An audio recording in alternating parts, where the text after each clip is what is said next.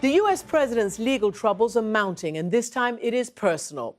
The New York Attorney General, Barbara Underwood, my guest tonight, is suing Mr. Trump's charitable family foundation with serious allegations, including the illegal use of those funds for his presidential campaign and for settling his personal accounts.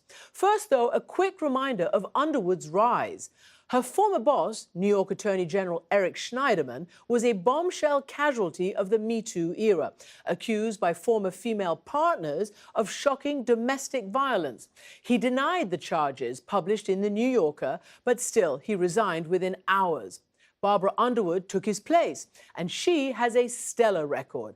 A clerk for Supreme Court Justice Thurgood Marshall, first in her class at Georgetown Law School, and now she's running New York's top law enforcement office, which has proven to be a major legal counterweight to some of President Trump's policies, for instance, on immigration, the environment.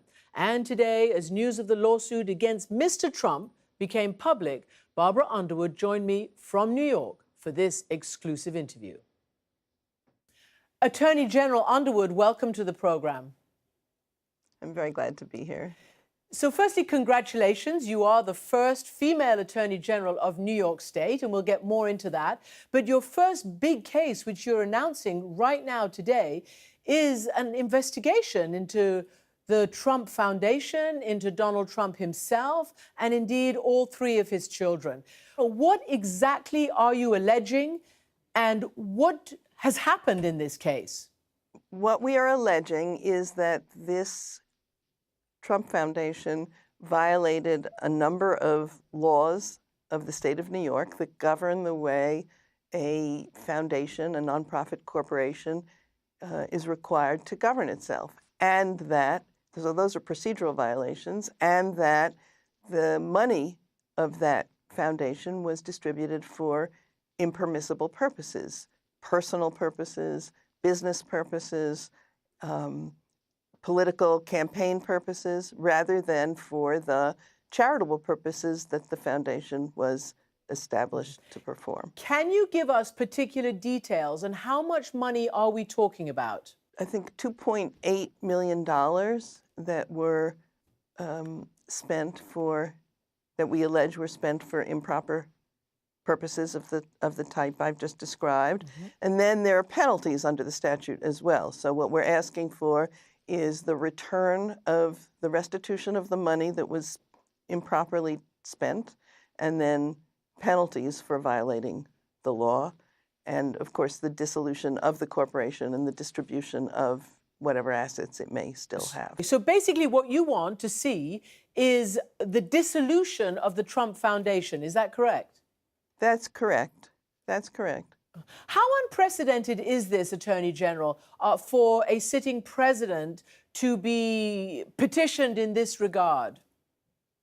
Well, I think what I want to say is it's not at all unprecedented for a nonprofit corporation, for a charitable foundation, to be held to account for these violations. It is not, I'm unaware of a case in which the foundation involved was run by a sitting president, but there's no reason why a foundation owned and operated by a sitting president should be exempt from the laws that we routinely apply to other foundations. And how long have you been investigating, or has the Attorney General's office been investigating this? About 2 years.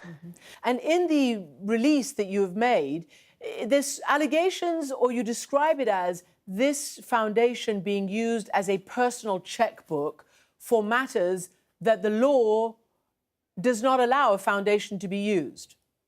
That's right. It paid the business and personal obligations of various Trump enterprises, and its assets were used for supporting, promoting the presidential campaign. Neither of those is a permissible purpose for a charitable foundation. And I wonder if you have your notes there, you could maybe just refer to them and tell me exactly what political bit of this you're talking about. Was it a debt he owed? Was it to, I don't know, how did he allegedly use this money during the campaign?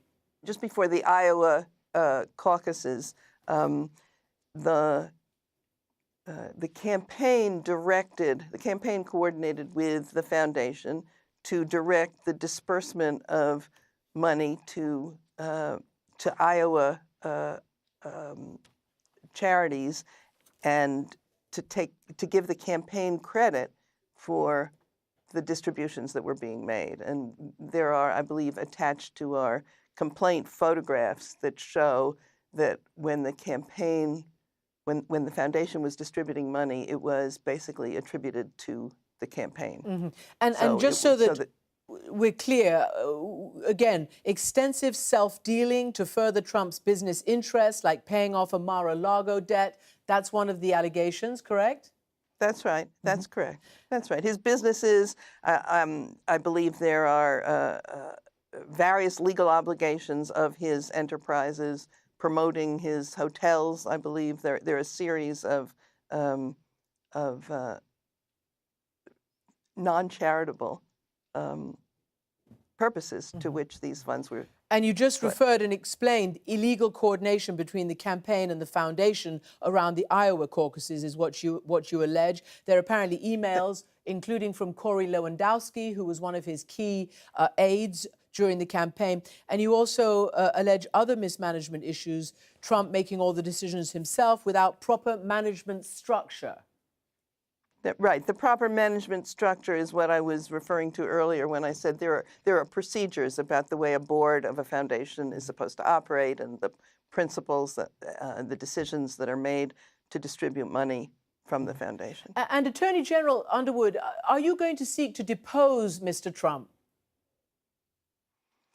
I don't think that will be necessary, but I really can't. It wouldn't be appropriate, I think, at this point to discuss the details of where this is going. We have filed a complaint, a petition, we've made allegations. We believe we've got undisputed facts here that will justify the relief we're seeking. Mr. Trump has tweeted a response. Here we go.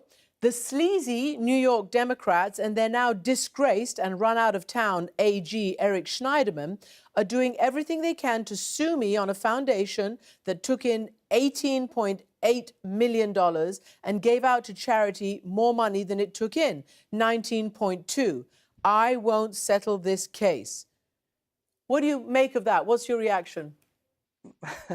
Well, there are several points that are made there. This is not either a sleazy or political action, nor was it brought by Mr. Schneiderman. This is a straightforward case of violation of the laws governing charitable foundations and nonprofit corporations in New York. So you're saying it was not brought by Mr. Schneiderman, but the tweet goes on to say, Schneiderman, who ran the Clinton campaign in New York, never had the guts to bring this ridiculous case, which lingered in their office for almost 2 years. Now he resigned his office in disgrace, and his disciples brought it when we would not settle. We brought this case when we were confident that we had the evidence and the legal arguments to back it up, and it obviously was not settled. This is a big first case to take on. Are you prepared for the slings and arrows that are going to come your way? I hope so. I think so. I mean, I have spent decades trying to apply the law without fear or favor. I have never been interested in either exempting somebody from the law because of their political position or enforcing the law especially against them because of their political position. There's no reason why I would do anything differently. Let me just read to you what the New York Times said when you took office in May. Despite a life of firsts, first in her law school class, the first woman to serve as the nation's Solicitor General, and now the first to serve as New York State's Attorney General, Barbara Underwood has spent most of her career as a number 2. So I guess, how does it feel to be number 1? Feels fine. I could ask the same of you, I suppose. No, not of me. This is all about you today, and about the law, and about women in the law. So tell me, what do you think, as a woman, you bring to the law that perhaps men don't have similar sensibilities? I have spent a large part of my professional career starting when I was clerking for Thurgood Marshall, attacking discrimination of various kinds. And it was always important to him, and it is to me, to understand two things: that when you exclude a group from decision making, you lose something important, and yet it is not true that all members of that group see the world the same way.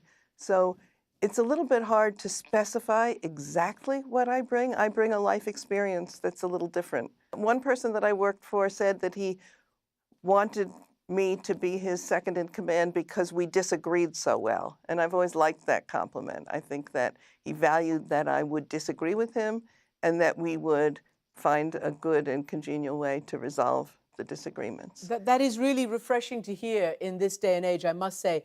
You join an illustrious but somewhat troubled recent group of attorney generals of New York State. Were you surprised by the allegations of domestic abuse that were brought against Schneiderman and over, drinking and indulging and the kind of physical violence that he's alleged to have meted out to the women in his life, to some of the women in his life? I was stunned, and everybody that I have spoken to about this in the office was stunned. We had no knowledge, no clue, no reason to believe or suspect anything of the sort.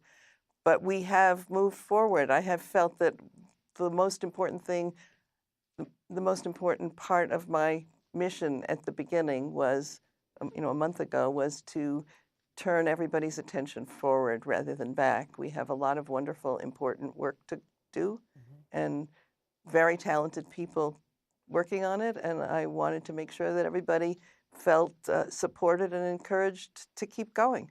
Why are you not seeking this as a permanent elected office? Why is it that you've said that you will only stay until others can contest for this job? Running for office during this period would make it impossible to do the job that I am doing. I think there are competing demands on a person's time and attention, and I felt that the very important job that I wanted to do immediately was to bring the office together to keep going forward.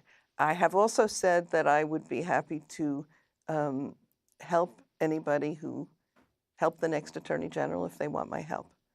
I'm going to push you a little bit on that because many of the laments about why there aren't enough women in these top positions, particularly in elected office, as is the Attorney General office, we need you in the arena.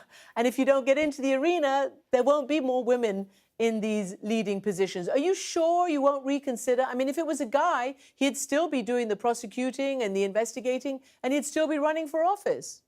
I'm sure that running for office is not where my talents lie and my interests, and that I can be most useful to the people of the state of New York and maybe beyond the state of New York, doing what I'm doing now. Attorney General Barbara Underwood, thank you so much for joining us. Thank you for giving us your very first interview, and particularly on this rather important day. Thanks very much. Thank you.